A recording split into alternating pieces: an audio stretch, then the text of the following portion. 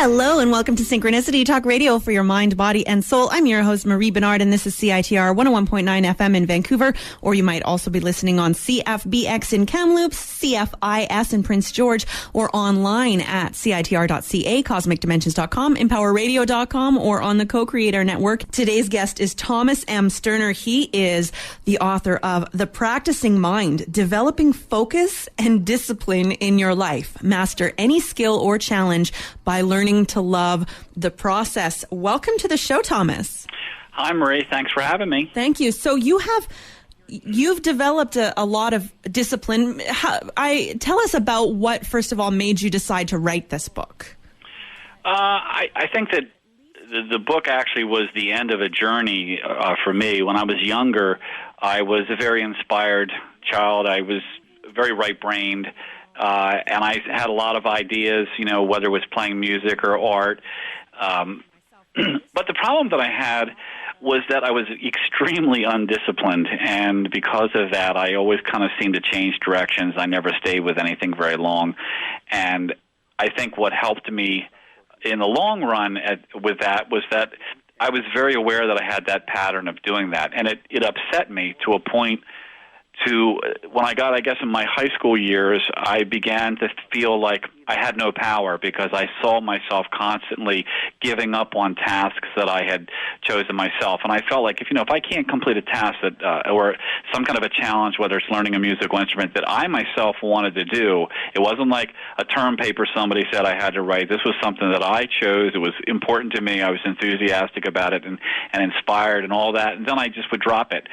I just felt like I could never really accomplish anything in life. So I set out on a quest to try to figure out how to change this in myself. And that started probably in my late high school years, as I said, and moved through, I would say, maybe my early 30s. And in college, I began studying a lot of the Eastern thought systems, and then moved into sports psychology later on in my 20s. And I began to see that I had actually changed, and really quite unknowingly. A lot of people were referring to me during my 20s as being one of the most disciplined people they knew, and I really didn't see myself that way. But when I began to become more introspective, I realized that, I had run several successful businesses, and I had amassed a lot of different skills, and that I really was able to complete endeavors that I wanted, and that I actually looked forward to any new challenge because it was something that brought me peace just in experiencing the process of learning it. So I began to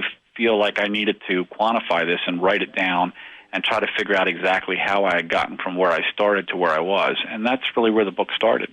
Oh my God, I'm so excited because this has been an ongoing issue in my life. It kind of feels like when you have so many options, it can almost be frustrating because I look at people and they seem to have so much more focus. And I know that this is in our society now where everything is so instant gratification. So many of us just bounce from thing to thing to thing, and we never really get very good at anything. That's true, and I think that one of the reasons that we in our culture today that we bounce from thing to thing to thing is because I think we all have a sense of incompleteness at some level inside of us, and we're trying to find a way of resolving that experience of that feeling. And what we do is we're told by media and the marketing community that, the problem is you need this or you need that or you have to do this. And when you get there, then you'll be happy and that feeling will go away. They don't actually put it in those words, but that's really kind of the message that is given to us. So we're very tempted constantly to go off into different directions. And when we do, and we have these expectations, and we don't feel that feeling going away very quickly, then we immediately start to look for something else and we go in a different direction. I think what's really important is to have an awareness that we have this tendency. And I tell people that the very first thing I work with people is for them to realize the difference between having a thought and being in their thoughts. There's a very, very big difference there, and it's something that we need to learn. And it's very easy to do because I will ask people to sit for 2 or 3 minutes if I'm at a workshop, close their eyes and stop thinking. And what happens is they can't. And for many people, or most people, it's the first time in their life that they realize that their mind has momentum, and that their mind is a thinking machine, and that it produces thoughts 24/7. Even when you're asleep, it's dreaming. It's always producing thoughts. That's basically what its job is. And they didn't realize that. They always thought that they were in control of their thoughts. And, we call this in sports psychology, it's called, your mind goes into search mode. If you don't give it something to think about, it'll go searching for something to think about. So because of that, our mind is always, it's always thinking and it's always running. And we're not aware of that. We just get taken along for the ride and we experience all the emotions that whatever thoughts it's thinking elicit in us. And if you can learn to separate yourself from your thoughts, then you begin to have the opportunity and the privilege to make choices about what you experience and what you think. And then you begin to recognize the difference between I'm having this feeling of incompleteness, and it's making me want to start on this path, and it's also making me want to stop and go in another direction. It's really a very fundamental thing. It's the key to the prison door. I love that. So, Thomas, I am curious now. You, in the beginning of the book, you mentioned how you had studied a couple of different instruments and you got bored because, practicing is like the piano and stuff is kind of boring, right? But now you are a jazz pianist and you've obviously found the discipline to train and practice because you've been very successful with that. So, when you were a kid, what was the process, and did your parents just start forcing you to practice, or did you make a decision to commit to this? How did that work? Well, no, my parents did not force me to practice, and it's the reason why I was able to give up on all these things that I started. I think probably as things went on, they were more reticent to let me get involved in something that was going to cost money because I didn't have a real strong history of completing those things, but they were also very supportive of creativity. I think that, for me, that whole process, I should say that when I was probably I started playing the guitar when I was about 4 years old, and that was because my father played, so he stuck one in my hands and started teaching me some rudimentary songs. And then I had to quit that because the instructor that I had got ill, and so I stopped playing guitar. And I remember I didn't really enjoy it very much. Then by the time I was probably in middle school, I think I started playing the piano. We finally got a piano, and my sister was taking lessons, and I wanted to take lessons. And that lasted about 9 months, and I was a terrible student. I didn't practice. I felt like I knew how to play the instrument. I just couldn't figure it out. And this person that was trying to teach me where the notes were on the keyboard just wasn't getting it. So I was very bored, and I felt that I wasn't getting any better, and I didn't see the point in it.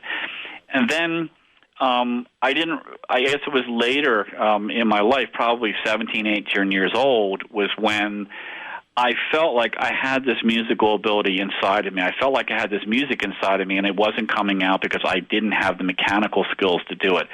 And so then I began to feel like I wanted to take lessons. I was paying for my lessons myself because I was out of high school, and I began to work at doing it. And that was the first part where I think I really began to see that I could pick something and kind of stay with it, because I had such a passion and such a hunger to express this music that I felt like I had inside of me, that was really the beginning of me having the impetus to stay with it. But I think what the question that you're asking is that with the discipline, I have to say that I think that what we call discipline, and what we're talking about here, is not Navy SEAL discipline where you hold your breath underwater for 5 minutes. I mean, we're talking about the ability to persevere at a task or a challenge that you choose.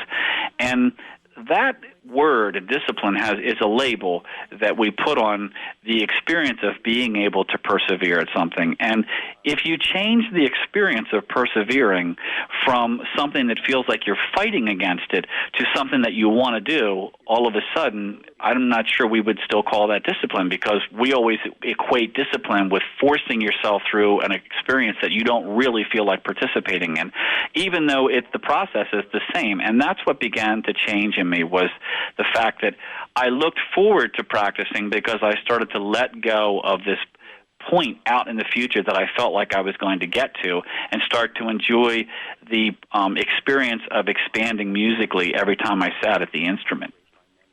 And that, I love that, because so many times, especially in something that's a very long-term goal, whether it's getting through university or people who are wanting to get in better shape and lose weight, so many times it's like if you don't start seeing these instant results, it's hard to lose sight of the long-term goal because all you're focusing on is how you're not there yet rather than putting one foot in front of the other. Well, and that's a really good point, Marie, because I think that what we do is as soon as we pick a goal, there's a couple of things that we do subconsciously. When we pick a goal, like losing weight, the very first thing we do is become attached to the final number. We want to lose 25 pounds. Now we're attached to this 25 pounds. So we immediately have this sense that I'm here, and the moment when I step on the scale and see 25 pounds is gone is out there. And I'm not really going to feel happy until I get to there. So everything between where I am right now and where I'm going to be when I step on that scale is the struggle. It's something I have to endure. It's going to be all this hard work. I don't really feel like doing it, but I'm going to do it because when I get to that point out there, then I'll finally be happy. The other problem is that we always attach this subconscious time frame to how long it should take. And generally speaking, there's no data to support that. Like, in other words, we'll say, I want to lose 25 pounds, and let me see, if I diet and I work out, it should probably take me 3 or 4 weeks. We don't really know that that's how long it should take us. It's just this feeling that we begin to create in ourselves. If we're learning to play the piano, we think, I decided I wanted to take piano as an adult. I'm figuring in 6 months I'm going to be able to play these songs I want. We haven't read any research or studies or anything that tells us that this is about how long it takes for the average adult to get to a point where they can sit down and enjoy playing intermediate music. It's just this feeling that we create. And then what ends up happening is we immediately begin to judge our process against that time frame. And when you combine that with this sense of struggle, it just makes the whole experience unpleasant. But it all comes from this initial interpretation of how we set ourselves up. So, Thomas, but then people say you should have goals, even when you're losing weight. They say, set a goal of how much you want to lose, because if you're not focused on that goal, then you're just not going to be as motivated. Well, I agree with that, and I would say that the overall goal of 25 pounds is the rudder. That's what steers you in the direction. That's what makes you do the research to find out what you can do with your diet to eat better. How do you create the process that's going to get you, the journey that's going to get you to the 25 pounds? So, and you have to have the rudder. You have to know where you're going. It's just like, the archer. When the archer draws the bow, the archer knows where the bullseye is. Otherwise, he would be pointing the arrow 90 degrees to the left or up at the sky or whatever. He has to know where the bullseye is in order to have proper form. But at the same time, if he's completely attached to hitting the bullseye, then he loses the joy and the focus on the process of drawing the bow. And you know that there's a section in the book that talks about that, where in the 1970s, before a lot of the sports psychology stuff was fleshed out, there was an American archery coach that was discussing how difficult it was for the American teams to compete against the Asians, and that was because of the difference in paradigms between the two cultures. Whereas the Asians were very present moment, Zen-oriented, and they were very absorbed in the process of drawing the bow, and that was really where their joy was. And then they would have this perfect drawing of the bow, perfect releasing of the arrow, and the bullseye would get in the way of the arrow.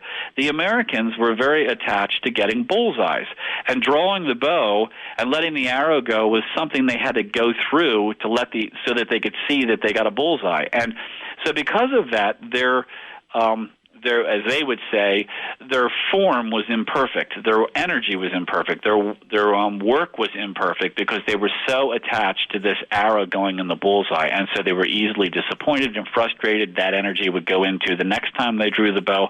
And it's the same thing with what we're talking here. We need to know where the goal is, and that goal is our rudder. But when we're totally focused on that goal, it begins to create this sense of dissatisfaction with where we are right now in the journey to reaching that goal. And so I think that it's very important. But as you say, we need goals to stay motivated, and then that's why we break that down. And the smaller the goals, the easier they are to accomplish. Like, for this morning, I'm going to eat a healthy breakfast. There's a goal. That goal is in the journey right in front of you, in line with reaching the 25. But when you go, when you start to think of it as I have to do all this exercise and I have to completely change my diet, it just becomes overwhelming. But when it's broken down into, what I call the 4 S's, then you're in a situation where you're making these very small, achievable goals. The interval that you have to stay focused on achieving those goals is very attainable, and you're encouraged and inspired by your constant success, and you begin to see that, and then this process becomes very enjoyable. I love that, Thomas. It's sort of like people in Western culture talk about being very goal-oriented, and being goal-oriented is seen as a really good thing. But it sounds like you're saying it's more important to be process-oriented. I am, and all of the performance, the peak performance psychologies, have proven that out. That this stuff has really gotten fleshed out in golf. Because for a couple reasons. Number one, there's a lot of money in golf, and in order to be competitive in golf, you have to be able to you have to be consistent, and you have to be able to repeat your performance. And in golf, what's different about golf than sports like baseball and football or hockey is that you don't have a ball being thrust at you or a puck being thrust at you, where you just have this split second to react. What you have in golf is a ball. It's a very passive, non-reactive sport. The ball just sits there and waits for you to do whatever you're going to do, and that allows your mind to really become an interfering factor. And also, because you have all the time in the world to make your swing, we have done all these studies with video and everything, and we can see what is the most perfect golf swing. We can see how to get the most transfer of energy to the ball at impact and all this sort of stuff. It's been studied over and over and over again with super slow motion photography and all that. So we know how to teach that. So in many ways, it could be said that we've kind of peaked in that area in that particular sport. There's only so much more we can eke out of the physical body in terms of this energy transfer. So why doesn't somebody who has a good golf swing, how come they cannot win tournaments every week? And that's because of the way that their mind interferes with their golf swing. So that's the reason why this kind of, out of necessity, opened up the door in golf for all of these empirical studies. And what I find so fascinating about this is that all this stuff that they're finding in these university studies and brainwave studies and all this sort of stuff is exactly what was said thousands of years ago and all of these other thought systems. And that is that when we are in the present moment, when we are process-oriented, when we are focused on the moment, all of our energy is going into what we are doing right now, and we are the most productive in that state of mind. We are experiencing the most inner peace at that. We accomplish our goals with much less time and a lot less anxiety and struggle, and our mind becomes a much more pleasant place to spend our day. I mean, everything about it is a positive. So now you're seeing routinely, if somebody watches a golf tournament on a Sunday afternoon, they interview these people, the terms like, I have to just stay in the moment, I have to make one swing at a time. It's just common knowledge in those performance areas that they realize this is what works. And now it's migrating over into the corporate world and other areas of life, not because it's some new age thought system, because the research has shown that as human beings and the human spirit, this is when we're functioning at our highest level. So that's the reason that we want to try to learn to be aware of when we're not in this place and how to get into that place and how to stay in it. Oh, I love that. And I'm just getting all tingly all over. Welcome back to Synchronicity Talk Radio for your mind, body, and soul. I'm your host, Marie Benard. Thanks so much for being with me today. And we are speaking with Thomas M. Sterner. He is the author of The Practicing Mind, Developing Focus and Discipline in Your Life. Master any skill or challenge by learning to love the process. And he has studied Eastern and Western philosophy and modern sports psychology, as well as trained as a jazz pianist. And for more than 25 years, he served as the chief concert piano technician for a major performing arts center while operating a piano manufacturing facility. And so he has been able to master this whole, I'm going to change my focus every 5 minutes. And interesting conversation we're having here. And welcome back to the show, Thomas. Thank you very much, Marie. Thank you. So let's talk about the 4 S's, because that really seems like a root of your book. Well, yeah, it is. I think it's one of the tools, just a very simple tool for people to remember in any activity they get themselves involved in. I had a phone call one day from a family member that had read my book, and of course they'd heard about this stuff in conversations over and over again. So they called me up and said, Tom, I was trying to be present moment yesterday, and it just wasn't working. And I said, well, the problem is the word yesterday, because what you were trying to do is create this it's like running a marathon all at once or get to the goal instantly. I said, it would be very helpful if you broke this trying to be present moment down into very small sections that you could work on. Let me just say that the 4 S words are simplify, small, short, and slow. So the first thing we want to do is simplify this process. You want to become more present moment. So let's simplify the process. And the first thing we're going to do is break it into smaller sections that you can work on for short intervals.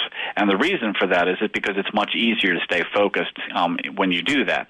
And I said you'll find that when you are trying to be more present moment, working at something slow is very effective, because we're so used to being hyper and operating at a hyper pace and trying to do too many things at one time that when we try to do something slow, our brain resists, and it takes a lot of concentration for us to do that. So it really reels our minds in, and we stop thinking about a lot of things because it takes a lot of concentration to do something slow.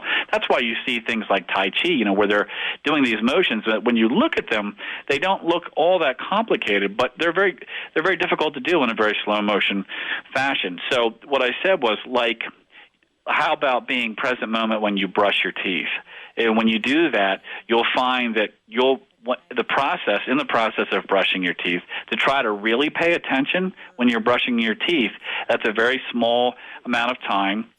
You've simplified it. It's a very short period of time, and you'll find that you slow down, because it's the only way that you can do it and really be focused on what you're doing. And that's a good example to me of taking something like that. When you make the bed in the morning, when you iron your shirt, all these little things, you try to string things together instead of getting up in the morning and saying, I'm going to try to be present moment for the day. That, you really don't give yourself a chance when you do that, and that's what I was talking about. We want to set goals that we can accomplish fairly easily.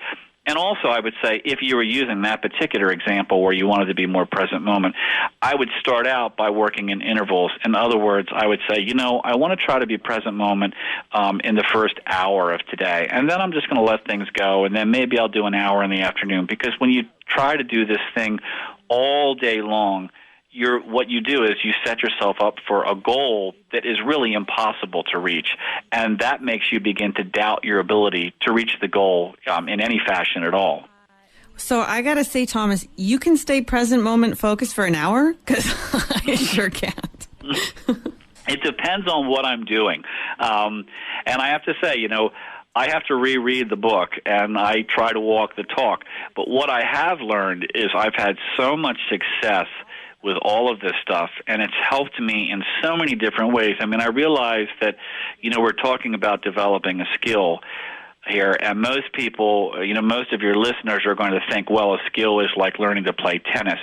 But a skill is also learning to deal with a situation that makes you very anxious, like a job interview, or dealing with someone who's unkind to you, or a child that's really testy. I mean, I've been through all of those things. My daughters are, in college now, but I've been through all that kind of stuff. Or, losing a job. I have been without a job. I mean, I have been through those things, and I have to say that this stuff, what it does is it really is that dealing with those things are all skills. And when you approach it like that, then you begin to gain control of it, because you stop allowing it to control you. And if you are going to look at it as a skill, then why not use the information that's been out there and been tested and researched and been proven to work, and also to help people function at a higher level? Well, I have to say, Thomas, this practicing mindfulness and developing the discipline to focus, it translates really into everything. I mean, even for me, dating. I have a hard time even being present on a date, enjoying this lovely person, the company, the things we're doing. And I'm thinking, is he good husband material? I'm sorry, what was that? Is he good husband material? Oh. Instead of just enjoying, like, okay, it's our second date, let's just have fun. And I'm thinking, okay, I have to pick apart every part of his personality to see if he has like flaws, which we all do. So even being present when I'm having a nice time is difficult. And I would call that being in the future. It's really like when you're looking at it like that. But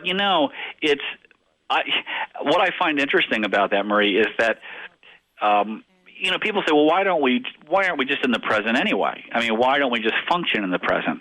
And there are some reasons for that. One is that the reason that we have survived as a species, the reason that we have air-conditioned homes and heated homes and dishwashers and washing machines and all that is because we have creative minds. Our minds are problem solvers. So our minds are always in motion because they're always trying to solve problems. And they also work on problems that really aren't in front of us.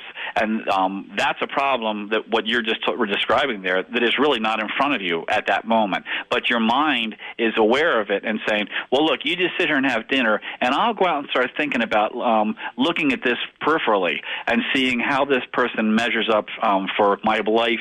My whole life is a total picture, and then you're, like I said, you're really not in this moment of living the moment and really experiencing the moment. So there's information that's coming at you that you're not even aware of and you're missing because you're out here analyzing a situation that is sometime down the road and actually may never get there. If you were actually right here in the moment and you were paying attention to everything, you may start picking up energy stuff that would make you say, I think I need to go on another date with this person, or you know what, my intuition here is that this is not going to go anywhere.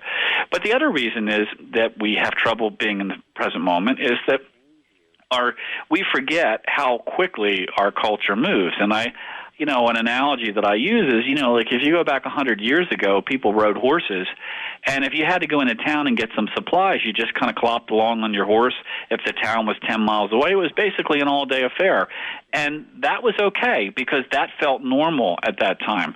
Now, if you want to go to London, you get on a plane in New York, it's a 6-hour flight, 7-hour flight, and you feel like, oh my gosh, this is like an eternal flight. And here you are, crossing the ocean in a matter of hours, but it feels like a long time, and that's because our culture is moving faster and faster and faster, and it's demanding that we move faster and faster. And studies are showing that different areas of our brain are atrophying and other areas are developing. And that's in order for us to cope with what is going on. So we're finding that the areas of our brain that need to be able to skim and pick up information very quickly, like on the internet and texting and all these things that are very high-paced, is becoming more refined. And yet the areas of our brain that are more contemplative and allow us to sit and read a novel for 4 hours are becoming more atrophied. And people are finding that it's more difficult to sit still and be still because they're always in motion. Their brain is always in motion and has all this momentum. And when they try to be still, their brain resists that, and they're very uncomfortable with the experience. It really is. And so I'm curious. I mean, there's sitting here right now, I don't know if it's the extra coffee I had or what, but I mean, I can just even feel it in my stomach. I'm like, I need to be doing more things. And rather than just focusing on the present moment. So when we're talking about the 4 S's and we're talking about simplifying and doing small bits, short bits, and slowly, what kind of time period are we talking about for focus? How small should we be cutting our little activities into?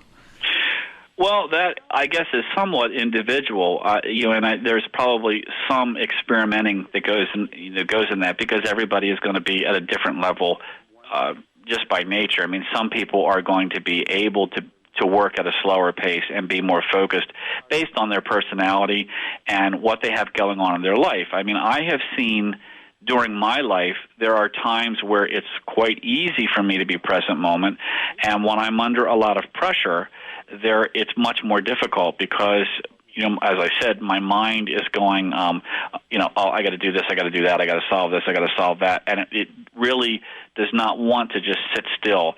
So I would say that, there is no one answer for that in terms of, I would say 5 minutes is maximum. I think that it's going to depend on exactly where you are in your life. And what my main concern would be is that for people to not get discouraged. So that's the reason why I would want people to experience some success at this pretty quickly. And that's the reason why I would start out with very short intervals, a couple of minutes, at a time. And what's kind of the humorous paradox about this is that when you're in the present moment, you're not aware that you're in the present moment because you're only thinking about what you're doing. When you start to go, hey, I'm in the present moment, you're no longer in the present moment because you're having these thoughts about how you used to be in the present moment, and now you're observing that.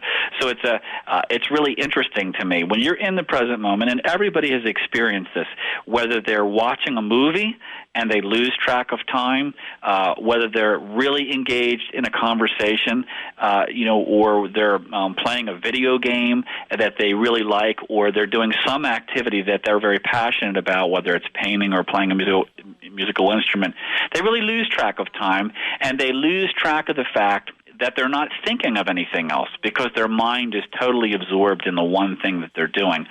So, like I said, my biggest concern would be for people to get as quickly as possible to where they experience this and they go, this really works. And when I'm in the present moment, I feel the stress going away. In fact, there was recently I saw on this stuff is becoming so mainstream that they're talking about it everywhere. And there was a thing on the evening news here, and I'm on the East Coast, and the Philadelphia News did a segment on, I think it was a Harvard medical study, where they had 2,500 people.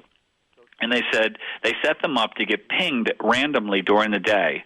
And when their cell phone pinged, they were supposed to notice whether their mind was on what they were doing, how they were feeling internally, and write it down. And they never knew when the ping was coming, and it would happen randomly during the day. And what they found out was that, I think it was something like 80% of the people were not in the present moment, and they were feeling stressed, and their mind was someplace on something other than what they were doing. But the 20% that felt that, yes, I was in the present when my phone went off, and I was doing what I was doing, they were feeling a very high level of contentment, and they were also more productive. So like I said, I think this is something that we really need to work at. Thomas, now let's talk about the difference between analyzing something and judging it. Well, analyzing, in my mind, always comes before judging, because you can't judge something if you haven't analyzed it. And what we really want to do is learn to stop the process as soon as the analyzing is done, because the judging, in most cases, is not very productive. And an example of that is if you look at all of the emergency response people, like the EMTs, and also I have a pilot's license, and one of the things that they harp on over and over again are these procedures that you go through. And the reason that you, let's just say an engine out procedure, and you do these procedures over and over again, what are you going to do if the engine quits? And the reason for that is because you're learning to analyze the situation and not allow the emotions to come in, because the emotions are always a byproduct of the judgment of the situation. So, in Buddhist psychology, they say it's all just information. The experience of the information comes after you make the judgment of the situation, and then you begin to experience all of these emotions. Now, people can say, well, yes, but some situations are really bad, like the engine quits in the airplane, and that's true. The problem is that going off in an emotional state when the engine quits is not going to resolve the situation in the most expedient way. And it's very easy to look at this in like a situation like with Captain Sully landing the Airbus on the Hudson River several years ago. I mean, there was a situation that was very unfair, statistically was almost impossible. I mean, about everything that could go wrong had gone wrong. He had a full load of fuel. He had an airplane full of people. He was at a very low altitude. They call that, on takeoff, the airplane is low and slow. So the airplane is taking off. It's in its most vulnerable situation. He's over New York City. There's so many things that went wrong there. And yes, that's a terrible situation, and it's a very unfair situation. But none of that has anything to do with him landing the Airbus on the river and everybody walking away okay. What had to do with that was his ability to analyze the situation and then stop, not judging it after that and saying, okay, here's the situation. He's not attached to all the emotions, and then begin these procedures, and this is what I need to do in this situation. And it's the same thing. You can take that into your personal life. You lose a job. Many times when somebody loses a job, it's generally a very unfair situation, especially in today's world. And it's a frightening situation. It has all of these emotions attached to it that come from the judgment that you go, I lost my job, they fired me, that the company was taken over, the job was sent offshore, all these different things. And they're all true. But none of that resolves the situation and helps you to get another job. And what you want to do is focus all of your energy into the process of getting the other job so that experience is as expedient and as succinct as possible, and that the process of it is as comfortable as possible. And that's the reason why we want to learn to analyze and then stop it and don't judge. So, Thomas, that brings up a question. I think I talked about this last week, actually. The difference between when you're in an emergency situation. When I've been in a life or death situation, the adrenaline is pumping, but I feel I'm focused. I'm there. I'm present. I'm not judging at all, even without training or any of that. So why is it that I'm in another situation like a date where I can't just be focused on that? Why does it have to, for me at least, be a life or death situation before I can actually keep it together and focus? I mean, I would expect it would be the opposite. If it's life or death, I might be more likely to freak out. Well, that's a great question, and I don't really have a good answer for that. I would speculate that it may have something to do with we have a fight or flight response. It may be that, as part of our evolution or whatever, that when we get in a life-threatening situation, and that's something I've heard from many people, that when they find themselves in a life-threatening situation, that, time seems to slow down. They have the ability to focus. Some people do not, but many people do report that kind of an experience. And I'm just guessing that must be something that is kind of innate in some of us, not all of us, but in some of it is, and in you, it is an innate part of your personality. Whereas when you're outside, like on a date, like you described, there really isn't anything. You don't have to be focused in that. You really have the option of not being focused. And actually, I'm not sure that you're not focused. You're just not focused on the moment. I mean, when you describe thinking about whether this person is husband material, you're very focused on that. It's just you're not focused on where you are at this present time. So it's not that your mind isn't really on something and that you aren't experiencing some level of focus. It's just that your mind is not really in the place that you're at. And, there really is, if we were going to examine that situation and say, well, what would be a more productive way to do that? Well, the more productive way to do that dating situation, in my opinion, would be to be completely fully present during the date, and then to be completely fully present after you got home in the analysis of how does this person fit into my life. But when you're there and you're splitting everything, you're splitting your attention, then you're really not very efficient. And that's true of anything, whether you're working on a report in your office and you're thinking about your golf date the next day or, whatever. There's no argument that says that can really defend that is an efficient way to work or that it's going to give you the best results. Thank you, Thomas. Well, I want to ask you about teaching and learning from children, but we do only have a few minutes left in the show. So is there something that you feel is really important that we focus on for the last few minutes? Well, I think that one of the things that's wonderful about children that is a double-edged sword for them is that an example I gave in the book is that they don't really have they haven't learned the expectation thing yet. When they're trying to learn the piano, they don't really have a perception of what it would be like to play great, so they don't have this feeling of, well, when I get there, then I'll be happy. that's a great perspective to have, because what works against adults is they're the opposite. They have this perspective of, I just want to be able to play this music the way I want to play it, and then I'm going to be happy. So that ends up being their nemesis. But the children, because they don't have any sense of expectation, they don't see the point of it. They don't see, well, why should I practice every day? It's just this thing I do every day, and I don't really see where it's ever going to get me. And the adults have the ability to see the reason for it. So I think that both parties can learn something from each other and try to take something from each other. I think that as adults we can teach our kids the value of our perspective, but we can also learn from watching them and how they process things. And their innocence, it really has some value in terms of what it can teach us.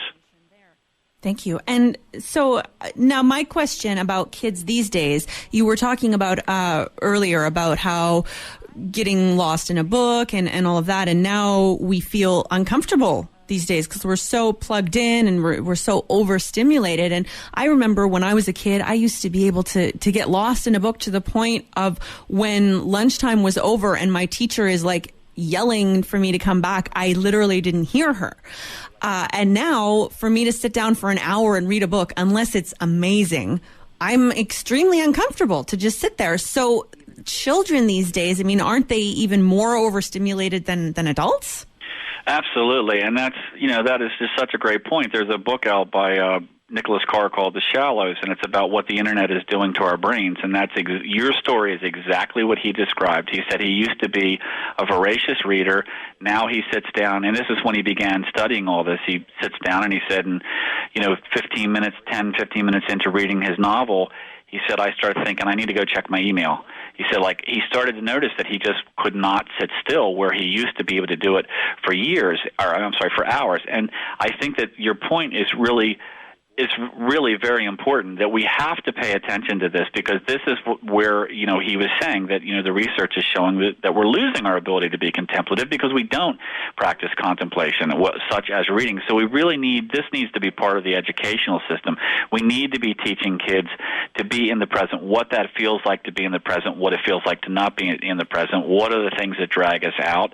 I saw a thing on CNN not too long ago where they said one of the reasons that the American kids struggle to compete academically with many of the world markets, like I think in math they're number 25, is because they can't be still in their mind. They can't focus on the present because their minds are always moving. I also saw another thing about a college professor that said that in long classes he has to build in a texting break because the kids can't go for several hours without texting, and rather than have them constantly distracted, he sets up a time and says, okay, from 10 to 10:15 is texting break, and then they get all their texting done. That's alarming, and I think it's something we really need to pay attention to, and I'm glad you brought that up. Well, I can barely sit through a movie. If I'm at home watching a video, I will literally, even if it's a great movie, I'll pause it and get up and do things like 5 times in a movie. Wow. I know. It's bad. But you're aware that you're doing it, and anything you're aware of, you can change, and that's what I think is so important, is that you are aware that you're doing that, and you're making that aware, you're seeing that, and making you're having this dialogue with yourself as saying, maybe this is not serving me as well as it should, because if you want to focus on something for a certain length of time, you should be able to do it. And that's really what we're looking at here. It's not that we can't be scatterbrained sometimes. The problem is that what we want to be able to do is we want our mind to obey us. If we want to focus on something, or we need to focus on something, like read something that's very important and be present when we read it and fully absorb it, we want to be able to do that. We don't want to not be in control of that. And that's, one of the things that I've talked to people about when I lecture is, if you can't stop thinking and you're not in control of your thoughts, then who's in control? And, have you ever asked yourself that? You can't flip the switch off and say, I'm not going to think about this, I'm going to think about this over here instead. Then who's really in control if you can't do that? And who do you want to be in control? So, like I said, once you become aware of this, then you can start to work at changing it and bringing these skills, more into your control.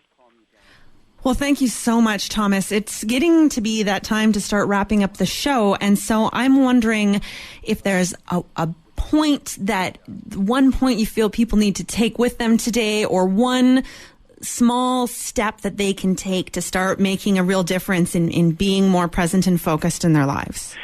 Yes, I would say, that what we started the show out with talking about thought awareness. I highly recommend that people spend maybe 10 minutes a day sitting quietly, following your breath. You can call it meditation if you want. You can call it thought awareness practice if you want. But you cannot do any of this stuff if you are not able to separate yourself from your thoughts and realize, I'm not thinking what I want to think, I'm thinking too much thought. You need to know when that is happening, otherwise you don't have control. And I think that's really very important. And the other thing is that it's when you're learning to do this stuff, what you don't want to do is say, well, okay, I want to be good at present moment awareness. All you've done there is just set up the same cycle where you said, well, when I'm good at being in the present moment, then I'm going to be happy. No, it's in the fact that you're aware that you're not. When you catch yourself running out of the present and you pull yourself back, it's in that little blink of an eye that's when your awareness is expanding, and that's when your skill is expanding. And as long as you're doing that over and over again, you're evolving and you're getting stronger and better at this stuff. And you don't see it initially, but over a period of weeks and months, you begin to start to realize, oh, look at that, I'm having that thought. No, I don't want to have that thought. And you begin to be able to stop the thoughts that you don't want to have and be able to foster the thoughts that you do. It's really quite interesting to observe. I love that. So just be in the process. I'm totally laughing as you're saying that, because that's so me. It's like I literally get impatient with myself about the fact that I'm impatient. That's there you go. That's exactly what I'm saying. And you need to learn that. I tell people, when you're learning to meditate, the goal is not to have a still mind. The goal, that is kind of the big goal, but the real goal in there, the real juice is in catching your mind when it goes off. Because what happens when you try to just sit there and watch your breath is you wake up after 30 seconds and realize that your mind is at the hardware store or at the grocery store, and it stops thinking about watching your breath. And it's in that little blink there when you catch it and you realize you're not going where I want you to go, and you pull it back. That's where the juice is. That's the instant where you expand.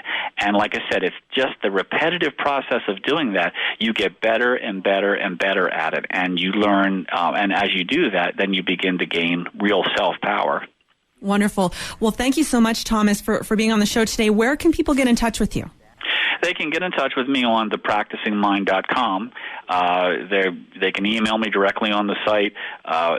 They can find out, about the book and, the coaching I do. And there's also a Google Calendar on the upcoming events. I just got back from Boston doing a speaking engagement there. I have other stuff planned for the fall. I don't do a whole lot in the summer because it's difficult for people to make plans during the summer. But I do have other speaking engagements that are coming up in the fall. And they can subscribe to the newsletter, because I'm going to have like an online course that's going to be available, probably a smartphone app, some other things that people can get to just kind of tools to help them along with this. And the newsletter, I would say, it's not something, I don't pester people with a newsletter. I send it out only when I have something that might be of interest to them. So that may only be several times a year. All right. Well, thank you so much for your time today, Thomas. It's been such a pleasure speaking with you. Thank you, Marie. I've looked forward to it, and I was certainly not disappointed. I really enjoyed myself. Yay. Well, I'm glad you had a good time. Have a great day. All right. Thank you so much. Thank you. Bye-bye. Bye-bye. So that was Thomas M. Sterner. He's the author of The Practicing Mind, Developing Focus and Discipline in Your Life. Master any skill or challenge by learning to love the process. I'm your host, Marie Benard. This has been Synchronicity. Please join me next week for the 4th anniversary episode. And we're going to be joined by...